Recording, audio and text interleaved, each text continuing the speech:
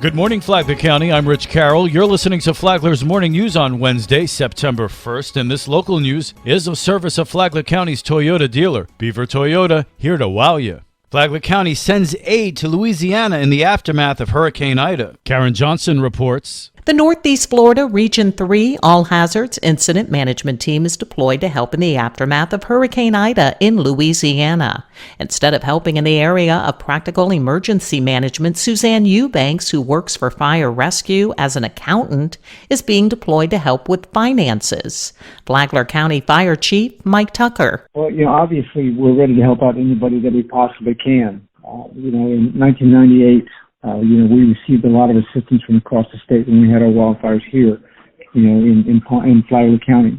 So we're pretty sensitive, to other people needing assistance. Right now we're looking at about a 14-day deployment.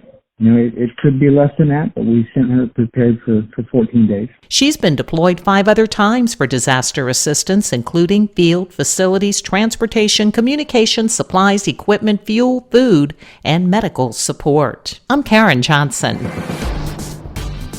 Crime overall is down in Flagler County. However, Sheriff Rick Staley says there's plenty of room for improvement in some areas. One is larcenies from construction sites, because so many homes are being built and people are preying on the materials or taking them to another job site because they couldn't get materials. We make a lot of shoplifting arrests at Walmart, other big box stores, but shoplifting is up. And while domestic violence has been trending down in recent years, it started trending up in 2020, and that trend has continued. And we believe that's the result of COVID. People closed up, the pressures of businesses, jobs being shut down or hours reduced. Sheriff Staley went on to say that with COVID, the community seems to have more pressure, and the result is people making bad decisions.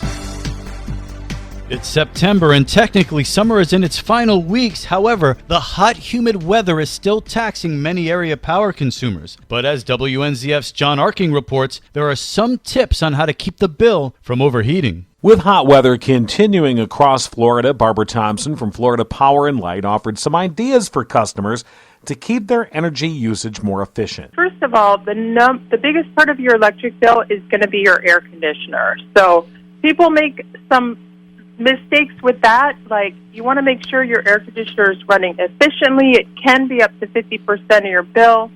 And the hotter it is outside, the harder your air conditioner has to work to keep you comfortable. That means that even if you don't touch your thermostat, it's working harder than ever, to not only cool your house down, but also to remove the humidity out of the air.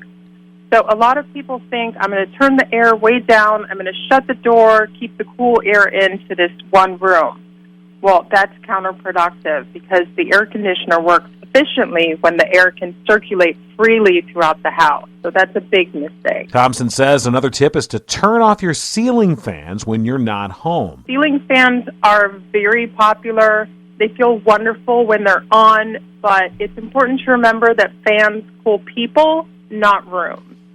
So when you leave the room, turn the fan off. That's $7 a month. That could be a difference in your bill. Doesn't really cool the house. That's what's important to remember. It cools you, not the house.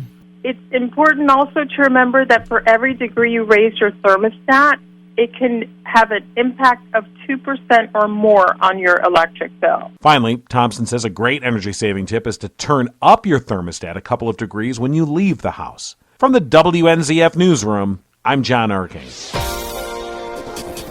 Registration is currently open to participate in the 14th annual Intercoastal Waterway Cleanup this Saturday, September 4th, from 8 in the morning to 1 in the afternoon. Brittany Kershaw is the Director of Public Information and Engagement for the City of Palm Coast. So if you are someone who has a passion for protecting the outdoors and enjoys nature, we would invite you to come and help us clean up our city. On the day of the event, September 4th, volunteers will meet at the Palm Coast Community Center and will receive a T-shirt, trash bags, gloves, and a safety sheet. Following the completion of the trash cleanup, volunteers will gather back at the Palm Coast Community Center for a reception where prizes will be given to volunteers for pounds of trash collected and the most unique find. Those interested must pre-register at parksandrec.fun and select the Special Events tab. What can we expect with a new fire chief in Flagler County?